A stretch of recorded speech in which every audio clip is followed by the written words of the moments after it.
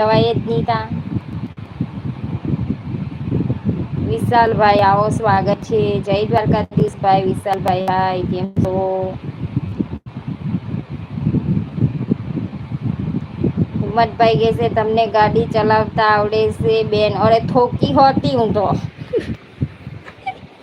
હિંમતભાઈ થોઈકી હતી પેલા અમારી પાસે હતી જૂની ગાડી ને ત્યાં આયરી છોકરી મારીને લેવા જતી ને ત્યાં એ તો ઓઢની વચ્ચે આવી ગઈ હતી ને એટલે મેં પૈરી એટલે પૈરા તો નહોતી જ મેં પરવા તો આમ ગાડી જ્યાં લગીને આડી પડી ને ત્યાં તો મેં હાથમાં પકડી જ રહી હતી પણ લારીવાળાને ટામેટા ઊંધાવા જ દીધા હતા મેં રોડ પર ટામેટા કરી દીધા.